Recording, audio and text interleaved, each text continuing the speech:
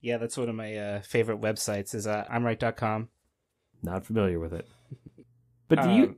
Oh, do you have something? No, I want to ask you about more of this shit. I'm not getting away from this, huh?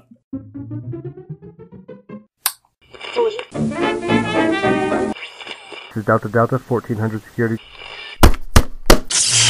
You are listening to Ground Radio. So one thing you notice walking around, and we're so inundated with it that sometimes you forget to notice how many numbers we're hit with on a daily basis. Are you talking along the lines of just everyday speed limits, prices? Yeah, everything that we look at is measured in numbers, and when we see these numbers, we feel a sense of truth and accuracy that you can't argue with. There's a comfort in numbers. You know that they are easily relatable. Comfort. Yeah, it's exact. You know, one of the things we try to do in this podcast is we like to compress information. We take a topic, we want to find the entertaining parts or things that we think will create a good discussion, and we compress them into the time that we have to make the recording. And that's what we do with numbers. We take gravity, we have a formula for it, and it measures everything from the manner in which objects fall to the earth, from any altitude, how the moon goes around the earth goes around the sun moves around the galaxy, can all be traced back to this one short line. And in that way, numbers can feel like absolute truth. But because we are faulty, we can fudge numbers, we can manipulate numbers, we can misrepresent numbers, and we can, with the best of intentions, mistakenly give inaccurate information with the comfort of numbers behind it. Are you talking about mainly with the advertising and with changing numbers or finding the most attractive set of numbers to sell a product? Well, yeah, that's especially where you'll see manipulation. I think that's probably my view whenever time I hear a percentage or anytime I see some type of advertising that's giving me numbers. I know for a fact that they're trying to get me to feel comfortable with the research they did without me doing my own. L'Oreal mascara will have 12 times the impact. Absolutely. And I know what one time the impact must be. So 12 times is 12 times greater. It's very measurable. The number itself just makes you feel more comfortable and understands this has to be good. It's twice as big. Yeah. If it's 1 in a million and it became 2 in a million, then that's twice as many. That's 100% increase. But we don't know exactly how they came up with these numbers. But if you can use these numbers in a persuasive manner, you can change the way you do the math, and technically you would be correct, which is the best kind of correct. Yeah. One of the things that I noticed, the fact that we can't estimate as well as we think we can. Let me ask you a question. How many random people would you think you'd have to assemble in a room before 2 of them would have a matching birthday? So any 2 people? Yes, any 2 people in the whole room. How many people do you think would have to gather before there's a 50% chance that 2 of those people in that room share a birthday? So 50% chance, I would say somewhere upwards to 60? Yeah, okay, that's a good guess. A lot of people would say even more than that. I don't know if you fought your intuition when you made that guess, which is great. A lot of people would even say 180, because that's about half of the... Yeah, half the year. So you went low, and believe it or not, it's even lower than that. It's 23. Okay. And the chances that 2 of them share a birthday is 50%. And if you go up to 30 people in the room, it goes up to 70%. And if you go up to 40 people in the room, there is a 90% chance that 2 of those people will share a birthday. So I'm thinking the breakdown is, if it was just my birthday, I was looking for someone who shared the same birthday as I had, that would be about 180 for 50. Absolutely. Yes. Because that makes sense. But just any 2 random people. Yes. Okay. And the funny thing is, I was watching this demonstration where they were trying to prove this experiment true. And the room had 500 people in it. But they said, well, obviously there's a 100% chance that 2 people in here share a birthday. Mm-hmm. But they said, let's just take the first 2 rows, which consisted of about 30 people. And they weren't even including the panel on the stage. They only named off 8 birthdays before one of the other people in the same row matched a birthday. And not only that, but 2 of the birthdays before the first 8 matched the panelists, and one of the birthdays was mine. So As much as we think, oh, it's the chances are, astronomical, or let's divide this number in half, it's very deceiving. The point is, the chances of not having a match are actually less likely than the chances of having a match, even at that small of a number. I would be excited if this podcast reached 22 people. That's my goal right now. And 2 of them would share a birthday, most likely. So maybe I shouldn't go on about this then. I actually, when I went through basic training, my birthday was during basic training, and there was one other guy. We both found out it was each other's birthday, and I thought, well, that's kind of strange. What are the chances? Yeah. And the drill instructors picked on us really hard that day. Doesn't sound fair. They purposely came up, yelled at him, and then yelled at me, and then walked away, and we looked at each other like, I'm pretty sure that was intentional. Yeah, and then you get a more severe basic experience than the rest. It's not fair. Yeah. Unethical. That's what I get for having my birthday at that time of year. Well, that's statistics. The variables behind that, they're astronomical for me. I don't like this. I hate math. See, that's the problem, is I hate math. And I hated whenever we started putting letters in math. Whenever I got in school and they started putting letters in math, I just threw it out the window. Really? I remember guys like you. Oh, it was bad. I could not stand it. X? What are you talking about, Teach? There's no X in math. That's not a number. It was frustrating. Whenever we were doing research for some of these statistics, I was excited about certain concepts. I liked the psychological aspect of some of these statistics, but when I looked at the actual math, I was straight up befuddled about how they were figuring this stuff out, that I just moved on to the next thing a lot of times. Yeah. So to figure out how many people you would need to, who's going to share a birthday, the only way I would be able to do it is to assemble 22 people and figure it out that way 100 times. And then you could prove it for yourself. Yeah, and I would not publish a paper. This is why I think I did pre-algebra like 4 times in high school. I never failed it, but I just never advanced to other algebras. Well, okay, here's another deceiving one. If you have a fingerprint and the expert tells you this is a match of 1 in a million, this guy's got to be the one. They caught him. I mean, what are the chances that it's 1 in a million? They found him. He's on trial. But then if you look at it from another aspect, if you're in a city of 8 million people, that means there's 8 other guys with matching fingerprints running around the same exact city where the crime took place, let's say. It's, again, misleading that you think 1 in a million, and those odds are definitely in favor of we got the right guy. Yeah, I don't know if that has ever come up in any court case, but the forensic sciences are based off of statistics, and when you break it down, you can realize there are some problems with those numbers. I think that word million sets off an idea of almost impossible. Yeah, it's a lot. We don't think about how we have that many people living in close proximity because that number is used as an expression. Yeah. Oh, it's 1 in a million chance. Well, that means that one time it's going to happen in a million. It would be weird if it didn't happen one time in a million. That means that the statistic was wrong. A truly unusual day would be if nothing unusual happened. That's nice. Is that on a throw pillow? I don't know who quoted that, but it's true. Maybe it's Aesop. You give him way too much credit, I think. I do. I He shaped your childhood. And maybe it was the Rocky and Bullwinkle that was given to my mom. I didn't even watch Rocky and Bullwinkle. So my mom got it from Rocky and Bullwinkle and then gave it to me. And then it comes full circle when I start doing a podcast with you. It does feel like a lot. If you say you've got a 1 in a million chance of something happening to you, you're pretty much going to do it. You're not going to go, oh boy, that sounds really risky. I better stay away from that activity. 1 in a million? If something's a 1 in a million shot, you're very sure that it's not going to happen. Right. Okay. If you think something is a 1 in a million shot, you're going to get cancer. You're going to be like, nah, I'm still going to do it. I'm probably not going to be one of those million. Yes. I meant you're going to keep doing that bad thing anyway. Yeah, I probably did phrase it in a confusing way. So the other thing is it's much easier to prove that something isn't random than that it is, because you can't observe for long enough time and for as many trials as it would take to be certain that something is random, because patterns emerge all the time. Yeah, I believe there's inherent patterns in almost everything whenever you crack down, because it may be every million rotations it's the same pattern, or every billion. Well, the patterns are what throw us off and lead us to believe, oh, this isn't random, there's a pattern here, but then over a long enough time, it still can't be predicted, even after we thought we found there was a pattern emerging. One of the things that I found out was the shuffle feature for iPods and iTunes and Apple products needed to be adjusted because a lot of users were complaining that their music wasn't being shuffled enough.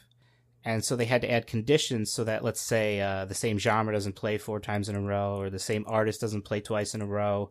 And so they actually had to make the shuffle less random to make it seem more random. So they put a complex algorithm in there instead of just Yeah. randomly picking it up, which I'm sure was a lot more work involved.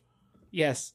It's funny that they didn't think of that off the bat, but people are going to complain. People are going to... Yeah, I didn't have that much Smash Mouth on this iPod. Why is there 3 songs in a row? But Yeah. You're making me look bad. you're right. If they have 100 songs on there and 12 of them are from one group, it's not impossible for it to pick a song from that band 12 times in a row. Right. Even the nickel, if flipped 6,000 times, has a chance that it could land on its side. Specifically the nickel because of the flat edge and the wide edge that it has. Oh, we're going to get into coin flipping. Don't worry about that. But you said, what is the odds of it landing on its side? 1 in 6,000. 6,000. I mean, I don't know if this is in a vacuum or what, but Yes, it would have to be in a vacuum. yeah, okay. I've done way too much coin flipping research over the past 2 weeks. It has to be in a vacuum for this to work, I Well, think. I don't have access to a vacuum chamber with one of those hand gloves that I could just stick in there, so I guess I'm not going to be able to run that experiment. I really was thinking, though, how much time would it take to flip a nickel that many times? Kind of leaving that one open-ended. I'm not doing the math on that one. No. Yeah, that's open-ended. Okay. And then we get manipulated with numbers with gambling. Kind of the way that you responded to the birthday problem. Is that what it's called? Yeah, the birthday problem. Ugh. What's the problem with it? Well, nobody really can intuitively guess the actual number. That is 23. Everybody intuitively will say something much higher than 23. I don't feel like that's an inherent problem. Somebody really had to feel important to call it the birthday problem. The way that you responded to that, saying there's a 1 in 180 chance that my birthday matches somebody else's, but not that 2 people in that group will have a match. That's, I think, how most people approach gambling, at least when you're in the moment. Maybe when you're outside the casino, it's easy for you to say, I don't really like to gamble. But, when you're in the moment, when you're there, you're like, oh, today's the day. It's happening. This is the hand. Vegas is a metropolis of light built in the middle of a desert. That isn't cheap. To go to Vegas and think that you have the upper hand, you are sorely mistaken in underestimating it. Yeah. I'm not the upper hand, but, it's my turn. All these other guys are schlubs, but me, I came here, and it's my destiny that I'm going to... I don't gamble, I don't do lottery, and this is exactly why. They build empires off of people thinking it's their turn. No, it's true. And it's been around forever. I always remember hearing that the oldest game was backgammon. And I always wondered, why backgammon? I thought it was checkers or chess. But the significant thing about backgammon is it does include dice. Dice are part of the game. So, in essence, backgammon is more of a game of chance than checkers or chess, which is more a strategy game. Okay. So that's why dice predate cards, because one of the first games that we can recognize was backgammon, and it had dice in them. And cards just aren't going to last the amount of time that dice are, because, dice are made out of bones and stuff. Yeah, that's why you throw bones. Don't people call dominoes bones? I thought that was a game. I always thought it was dice when you throw bones. Yeah, when you throw bones, you're right, because you don't throw dominoes. Anyway. Depending on what neighborhood. If they couldn't afford dice, they'd go, somebody go get the dominoes. So the appeal for it being a chance game is that any skill level could play. Yeah, I mean, but you have to be wary, too, because there's other people who are going to distract you or mess you up or try to take advantage of you if you're putting money out. So there is a skill in not getting conned. Fair enough. So we have these dice, right? We have no concept of statistics at all. You know how there was a time before the concept of zero in math? Yes. Well, it was the same thing with probability and chance. In mathematics, we didn't have any study of that until 500 AD, when they started saying, oh, this is something that we need to figure out. And large advancements weren't made for a long time until I think insurance was the big motivation. They were trying to get real progress in the mathematics of adding a lot of different factors and figuring out the outcome. And mathematicians kept coming up with different formulas. And it was to help insurance companies who wanted to use it the most. That's where the money was in it, because they wanted to figure out risk factors and how much to charge. So before 500 AD, we weren't using statistics to help us predict future events. Right. We were using them reactively instead of proactively. If you want to nail me to the wall about it, yeah. So we weren't using statistics, but are you saying that we didn't know that you had a 1 in 6 chance of rolling a 1 on a dice, or we just didn't pay attention to it and started writing them down? I mean, I don't know. I can't say if they had fractions. If it was like 1 over IV, I don't know. I think that was the problem with the Roman numeral system, is it just wasn't expandable. You couldn't do algebra with it. You would have accepted algebra a little bit better had you had letters been in your math the whole time. Well, the Egyptians are the ones who gave us the cards. That was pretty good of them too.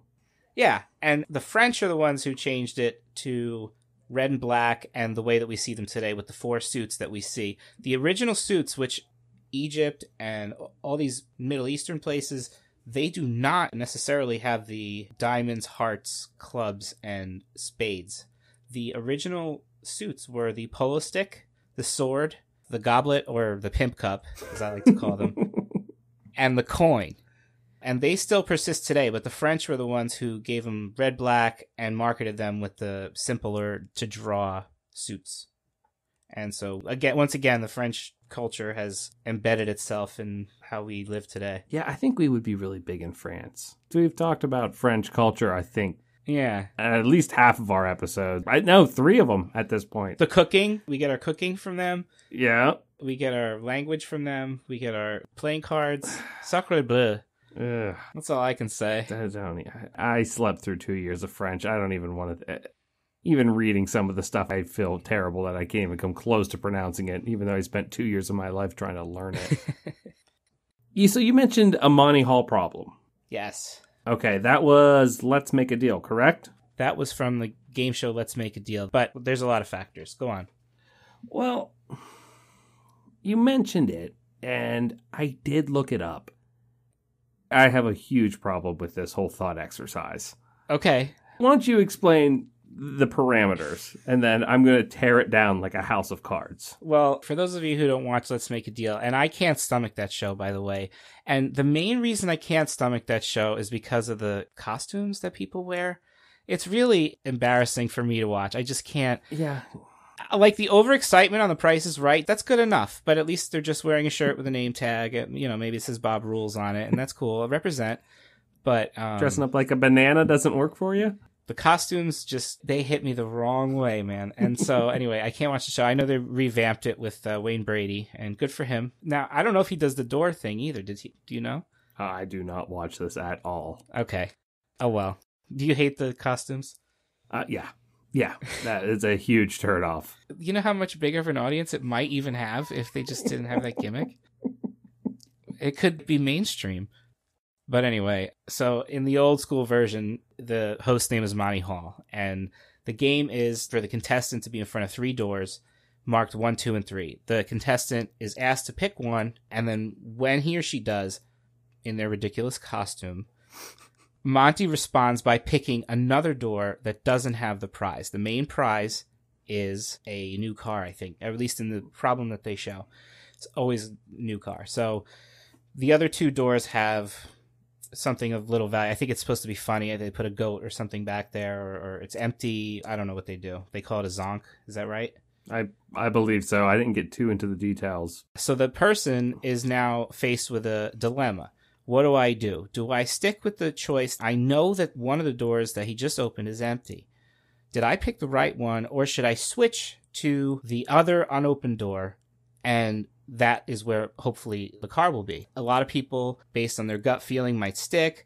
A lot of people might waver and think this is my chance to finally make the right decision, and so they will switch. They'll lose their confidence and switch. And statistically, if you talk to anyone who studied this problem, it's taught that you should switch, because statistically you did not pick the car. You only picked one of the 2 empty doors. So if he opens the other empty door, the chances are that the last door will contain the car. That doesn't mean it will, but if you play it over enough times, like we were talking about the nickel landing on its side, switching is the better odds of getting your car. I watched a 10-minute YouTube video where it was broken down on how to figure out the Monty Hall problem. That sounds fun. And after this long equation is down, about 2/3 probability of being wrong, 1/3 of being right, but whenever you switch, that changes your probability to 1/3 of being right. It was in depth. And they talk about how much of a fun thought exercise this was. It is not a fun thought exercise. Nobody was having fun. But you know what? You'll find so much content on it. It obviously is fun for a lot of people. Here is my stance, and maybe I just oversimplified it. Like I said, I'm not good with math that has letters in it. Okay. They always open a zonk door, correct? Yes. Then your chances are 50-50. Always No. 50-50. Okay, wait a minute. The language is confusing here. If Monty opens a door, it will be a zonk door. Yes. But he doesn't always open a door. So that part is unpredictable. And I believe if you go through the show, there's inconsistencies that make this impossible to solve. So there's literally a list on Wikipedia of different kinds of Montys that there could be. That the only way to solve it is to change Monty into something completely consistent in one way. Like one of them is the Monty from Hell, where he always tries to trick you. That's always his goal. Like he knows where the car is and he always wants to tempt you to switch and not get the car. Then you're talking about the psychological aspect behind it. If they are changing the way the game is played, then you have to take into account, are they going to try to trick me, or are they just trying to make me unsure? Are they opening a blank door to get me to change, or are they opening a blank door just to throw me off? Right. This reminds me of the Princess Bride Iocane scene where there is poison in a cup. Pimp cup. The pimp cup. And you have to decide, did he put it in the poison that's in his cup or in my cup? And I think he thinks that I think that he thinks. And it goes back and forth. Yeah, the mind games. But, and spoiler alert for a movie in the 80s, Oh, man. the parameters were not actually what the chooser thought they were. There was poison in both cups. So, if they are constantly changing the problem, then yes, you can have this thought exercise all day, every day. Yes. But I don't think that the chances change at all. You go from a 1/3 chance of being right to a 1/2 chance of being right. It's just more often the switching will get you the car. You're right. It is still a 1 in 2 shot of you getting the car after you make that first decision. I understand your logic there. I'm just saying that if you do it enough times, more people will win the car if they switch, because more people more often don't choose the car first. People more often choose the zonk first. So that's why it's more statistically logical to switch, because you most likely picked the zonk first out of a million tries. That's what you're probably going to pick, is a zonk the first try. But they should be taken on a case-by-case basis. That's obviously the smart way to go. You got to live in the moment and say 3's my lucky number and Monty's not evil and we're all here to have fun. I understand that it's a 1 in 2 chance of getting it or not getting it, but Still, whenever you're talking about, even at that point, it is a 50-50 chance. It's still not a logical thought exercise that if I do this, this will increase my chances of winning. Like, whatever is behind that door is already set. that's true. If you happen to say one or the other, nothing is changing. Yeah. So you actively changing isn't really going to move that car. And you said you don't go to casinos, so you're not going to relate to me on this. And I don't go a lot, but, you know, I'll go once a year or whatever if I'm on vacation and there's one. And the people who play blackjack, ruin it. I can't play blackjack at a casino because there's an etiquette there where sometimes you're supposed to tell them to hit you and sometimes you're supposed to stay. Yeah, if you're the last guy, it's like important for you to do things specifically. If anyone goes after you at all, let's say you say hit me, for example, when statistically you were supposed to stay, they're going to have a chip on their shoulder because they were supposed to get that next card, not you. Ugh. But you said hit me. So if that card would have helped them, then they're going to be frustrated with you because you gave them bad luck. The cards weren't in the order that they were supposed to be in. And they will. They'll call you out very quick. And sometimes they're nice.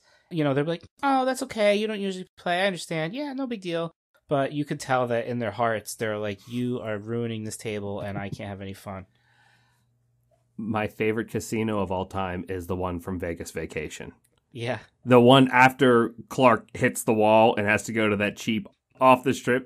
Yeah, they don't even have like any equipment. They barely have electricity, it seems like. Yeah, he plays war, rock, paper, scissors. They flip a coin, guess which hand, and pick a number. Kids' games. I loved that. He loses the whole fortune. Yes, he does. Another spoiler alert. That is one of my favorite scenes. And whenever we start researching this, I wanted to see the chances of him being that unlucky. And what I have found is that those games are not statistically better than anything that you would find in a regular casino. Even when it is 50-50, though? Like, which hand? That's better than hitting a jackpot on a slot machine knob. Yeah, but play roulette. You can bet on red and black, and you actually get the chance of having the star. Yeah. So there are games that seem very simple, but it's not easier, and the probability's not there. The first one I found was War, which I love the fact that it was in a casino. But War is the first card game I learned, and probably the first game I'll teach my daughter. Yeah. Because it is a very easy game. I don't know if that was a joke for the movie, but I've definitely seen them in casinos since. Maybe back in 97 that wasn't a thing, but war in casinos is a thing now. So it's not a joke anymore. And yeah, you're right. It's very simple to teach because it's just one card has to be bigger than the other. And then a tie leads to another face-off. And it's not very difficult to wrap your head around it. Yeah. But that game is won at the deal. The initial advantage of being dealt the better hand is directly proportional to the probability of victory. And what they use to weight them is the number 8 is 0 points, an ace is +6, and a 2 is -6. Okay. So if you throw your 52 cards out, your deck weight is 0 because they all cancel each other out. Yeah. But whenever you and I split a deck through a regular deal, I might have a higher positive weight and you would have the negative weight. Right. It's likely that somebody's going to have the upper hand in a deck split. It is very rare that you would actually win with a lighter deck, which is, less weight. Yeah. Yeah. Even if you shuffle them again after you receive the deal, it doesn't matter. Yes. And in any order, the weaker deck is going to lose, most likely. Just through attrition. It might take several rounds, and the closer they are to being equally weighted, the longer the game would be. Yeah. But there is statistically a small chance that it could win, right? If it lined up just perfectly. It's the same chance of you being dealt a perfectly weighted hand where you have the max and your opponent has the min. Oh, gotcha. Yeah. Like all the kings, all the aces, all the queens, all the jacks. Yes. Yeah. And through 100,000 games that they simulated, that never happened.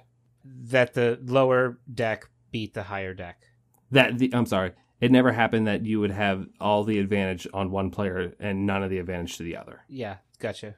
It was always a mix. Exactly. Okay. So he lost through 2 rounds of that.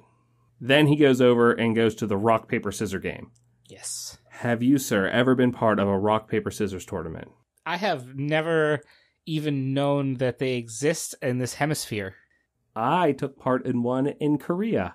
Ah, there we go. And it was very short-lived. I was eliminated the first round. We lined 50 people up back to back, and then we did the rock, paper, scissors, best of 3 advanced. It was on the honor system.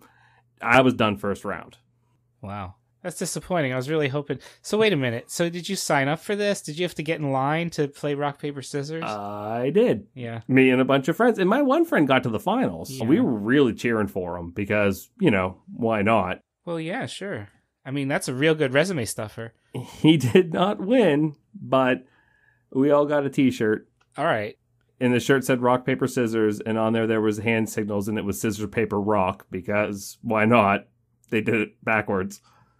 Well, maybe for them it rolls off the tongue a little better. In it's not Korean. I already know that saying Korean is wrong. Hangul. Okay.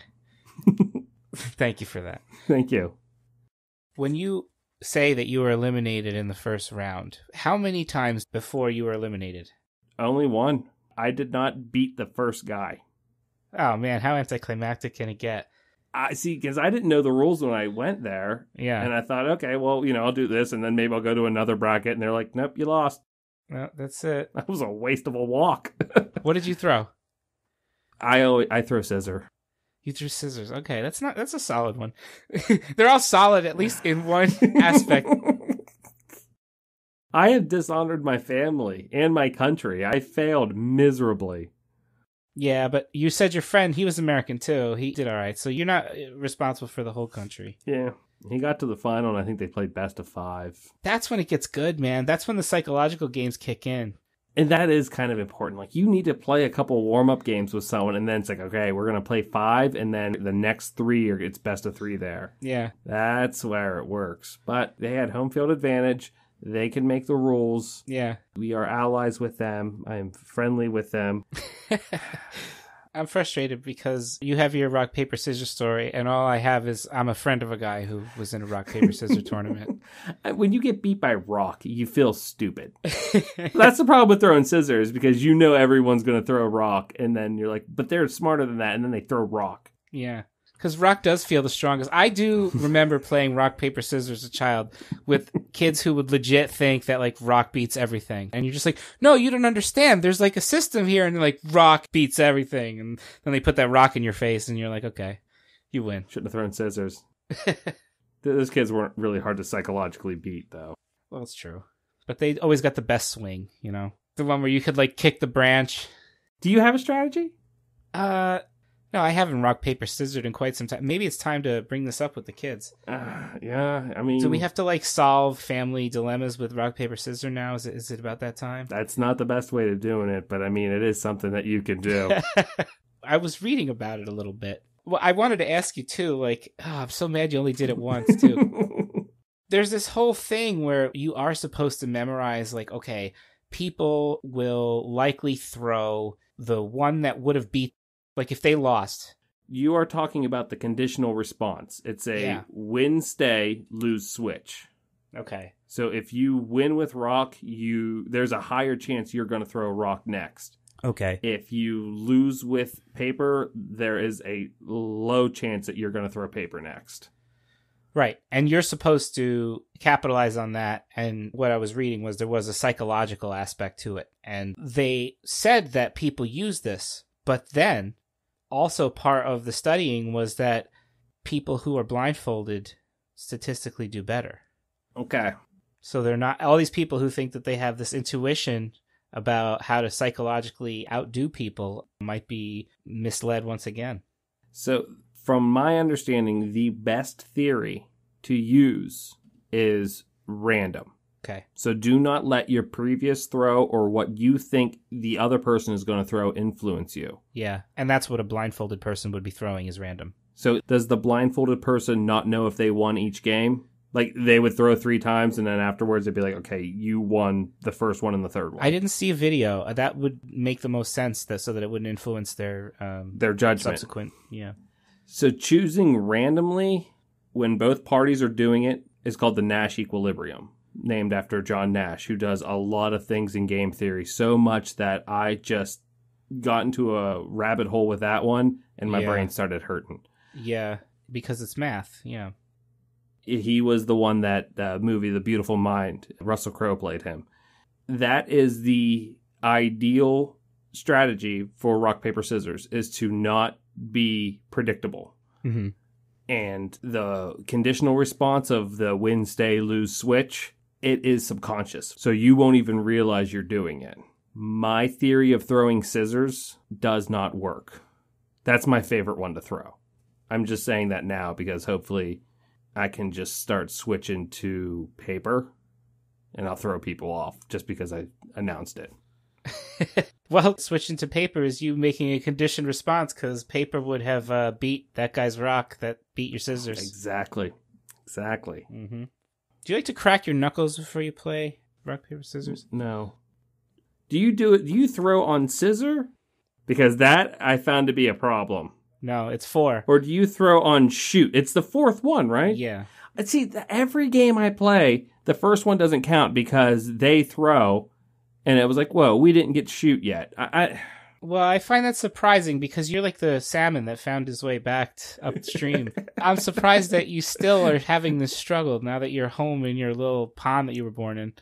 I was confused 95% of the time I was in that country outside the gates. I don't know if I ate at a restaurant every day or I sometimes walked into people's houses and just sat and ate with them. I'm still unclear, but I gave them money and they were kind and the food was good. So either way, I think everyone wins. I see. Okay. It's a very cozy town. If you are going to settle a disagreement or pick out of two choices, the go-to is to flip a coin, right? Yeah. And why is that the go-to? Something physical. Because it's out of your hands a little bit more. The coin is released in the air. As opposed to when you throw out your own, then you can like kick yourself more after. And it's a 50-50 shot, right? Yes. No. What makes the coin flip random is the human element. The problem with the humans is that we do not flip them perfectly. It's not rolling on just one axis. It's rolling on several, upwards to 12 different axes. Because of that, whatever was facing up at the flip has a 51% chance of landing up. Yeah. That is if you just catch it in your hand. And then obviously if you do the thing where you catch it and then flip it over, yeah, it's the other way. Yeah, what is up with that, by the way? I mean, I do it too, but like it's like, okay, well now I just changed it. Doing the coin flip research, I have found that many schools are very bored. Colleges and universities, you mean? Yes. There is no shortage of coin flipping machines. Okay. So these machines will flip a coin exactly the same speed, hitting at the exact same spot, and landing in the exact same spot. So it's doing the same amount of revolutions in the air. I don't think it's in a vacuum, but they minimize as much environmental influence as they can. Yeah. Humidity. To make the initial conditions something that can't be variable. When they do that, the coin flip is not random at all. It will always land the same way. So the flip itself is not inherently random. Yes. It's how our stupid human hands do it. Absolutely. And if you notice, some coins are weighted on one side, like the mold makes it so that one side has more embossed out of the face of the coin, and that has an influence like 51 to 49, where certain coins are like, that one's not technically a fair coin. And that's why when you get dice at the casino, they're clear. And that's to show that there's nothing weighting any side of it. Yeah, loaded dice. They are hyper-regulated where they have to be within 1,000th of an inch of a perfect square, each of those edges. They're not rounded like the ones that you play with at home when you play board games. They have sharp edges. So you're saying there's multiple schools, multiple universities that have done this? Or I found, I think, 3 of them. That's insane. Yes. And they created just a perfect machine to give you a predictable result. Some of them were more crude than others, but they all came pretty much same results. Yeah. Yeah, that's cool, I guess. As far as one side being heavier than the other, the Lincoln Penny is the biggest culprit of being heavier on one side than the other. The Lincoln Head is heavier than the Memorial. Okay. But if you're flipping it and catching it in your hand, there is less of an impact. If you flip it and it hits the ground, yeah, then you have a huge shift in your parameters. Because when you spin a coin, there is upwards to an 80% bias on which way that coin will spin and fall. Because of the weighted side, you mean? Because of the weight and because of the fact that one side is most likely slightly, microscopically beveled as opposed to the other side. Okay. And then just normal wear and tear damage, all the coins are going to be different. But you can find that 80% bias. If you're just spinning a penny, it's going to land. Individual coins each has their own bias. Yes. But you'll find that pennies will most likely land tails up. Okay. Just because the center of gravity will change. And when you flip a coin and it hits the ground, there's a chance that it will spin and roll. Right. And that spin bias gets put into there. So whenever you are flipping a coin, when you reach in and you put it out and you put it in your fist, That's the first indication that you have chance, because however you set it on your hand has a 51% chance of coming up. Yes. And most likely it's random whenever you pull it out. When you flip it and you catch it in your hand, whether you slap it on your hand or you hold it open, that will obviously change the results. And if you choose to let it hit the ground, you can have upwards to an 80% bias on it spinning. Yeah. No, that it seems like you got to end it in the air. You don't want more influences. So when you're saying when they flip the coin at the NFL games, are they always keeping a heads up, or is that random too? Which side gets up? When they flip the coin at the NFL game, I believe that it is heads up. Yeah, it starts out heads up. Because they will show heads, and then they will show tails, and then they will flip it. There was a problem not too long ago whenever the ref threw the coin in the air, because it is a larger coin. Yeah, yeah. It never rotated. It pancaked up and down. Yeah, what a spaz. And he had to reflip it, and it caused a fairly large controversy over it. I bet he sucks at handshakes, too. Well, you gotta think how many times that guy does it in a lifetime. He's gonna screw one or two of them up. Nah, man. Get it together. But with it hitting a softer surface than a hard surface, you're gonna have less spin when it hits the ground. Right. But it would be more fair if he caught it in the air. Yeah. I always notice that I find pennies tails up, but I thought it was just because nobody will pick up the tails ones because that's bad luck or some garbage like that. It's just the way they fall. 80% chance, and that's why it's lucky you found that other 20% when you find a heads-up penny. Ah. And do you know why your nickel is smooth on one side? No. But your quarter is not. So that there's that 1 in 6,000. Yeah. No, that's not the reason why it's... So you can tell them apart. Whenever coins were actually made of precious metals, people who were less than honest would start shaving the sides of those coins. And after a while, they would be able to sell what they've shaved off. Okay. Well, eventually, to prevent that, we started reading or putting those little lines in the sides of our quarters. So that's why your quarters have those. Notches. Yes. And that will reduce the chance of spin bias. So quarters aren't affected by spin bias as much as pennies are. They put the notches in the quarters so that people couldn't... Just shave off the sides. Just kind of ream it a little bit. Yeah. They would use the shavings, melt them down, and eventually they could make a new coin. Yeah, no, but how did them putting the ridges on stop them from taking little pieces of the metal off? Because then you would notice that there was something wrong with the quarter. Oh, okay. It makes it more visible when there's tampering. Yes. But the nickel and the penny weren't worth all that effort because they're just little denomination. Exactly. And the penny's stupid anyway. It should be gone. So, before a certain time, the quarter was made of silver? There were 3 or 4 variations where it was used in different metals that were more precious. Yeah. See, this is my favorite part. This is where I take the professor off the topic. Then they had to make the decision at some point with the dime and the quarter. They're like, okay, we're not going to make it out of silver anymore, but we're going to keep the notches just so people can feel like nothing's changed. When the worth of the metal was worth more than the denomination of the coin, yeah, you had to change it or people would just melt down the currency and sell the raw goods. Right. You still see them sometimes. I think they're like from the 20s or the 30s. Sometimes you can look at the side and the quarter doesn't have that red hue on the side of it, and that means it's made of solid silver. They're hard to find. I have seen them. And they become more than their denomination because they are collector's items. It's just overlooked enough times, or it just came out of some dead grandma's old jar. Nobody knows that this was the silver quarter collection, and they just went and put it in a soda machine, and there you go. It's back in the economy. I'm more likely to find a stupid Canadian nickel or something. You're way out there, aren't you? Maybe that's just a thing. I'm just going to make fun of Canadian stuff and how they frustrate me. Even though I love Canada, how they frustrate me. It all comes back to the Canadian nickel, how I always get one. Mm-hmm. And then they don't work for... The toll booths won't take them. No. You can sneak them into like a nickel roll. Yeah. Like somewhere in the middle. Oh, man. That's a job in itself.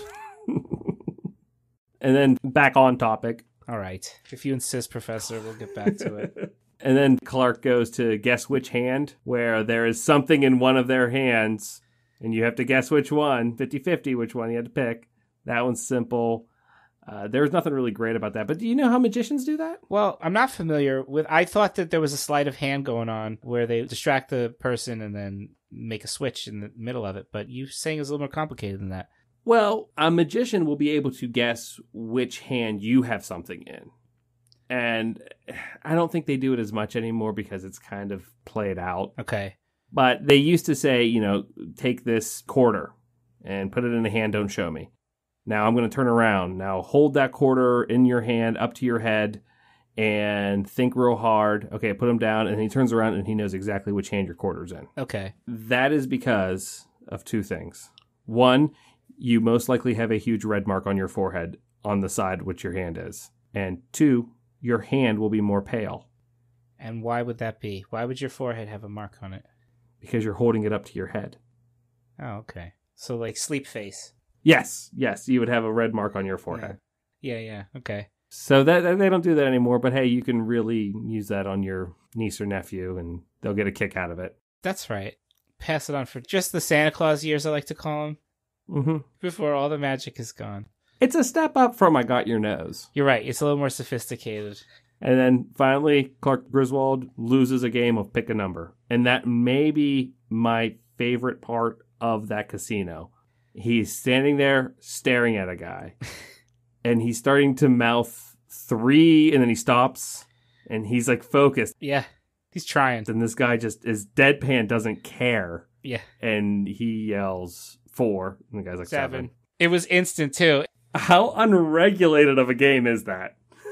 There was a part of me that was like, how could he not just always change it at the last minute to make sure the casino always wins? He didn't write it down. Ugh. And then there was another part of me that said he answered so immediately after Clark that, you know what, maybe this is legit.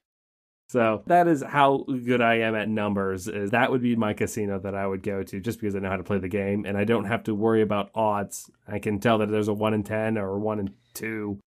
It was interesting that the other games didn't take the wind out of his sails because he walked up to that one with all the confidence in the world, just like all the others. And that was by far the most difficult one for him. That's a 1 in 10 chance. Uh-huh. Yeah, as opposed to which hand or rock, paper, scissors. It's a pretty good payout, though, I would imagine. Man. All right. Well, we will be putting these up by the end of the week. This one will be maybe released in 2 weeks. So this one's not going on YouTube, is that correct? Eventually it probably will. But got to grow the brand. But that's right. Get that logo out there. If you want to contact us, and like I said last week, we were going to start doing some ways of contacting us. We are on Twitter, Ground Radio FM. Nice. And we are on the Gmail at groundradiopodcast@gmail.com. Yes. If you want to drop us a line, feel free. Ask us questions, constructive criticism. We're moving away from the Facebook forum, so we're hoping that you guys follow along. And Gmail is really good. It's not necessarily a complaint department, but it can be. Anything that you feel passionate about, you just send it to us. And hopefully the Twitter account at Ground Radio FM will give us a little bit more of a exposure to strangers instead of friends and family only. I have no idea really how to use Twitter, so give me some time. I will have to learn it a little more. Yeah. But I am looking forward to reaching out and getting this out to the world. All right. It's been a pleasure, Z. I will talk to you later, bud. We'll talk soon. Smooth.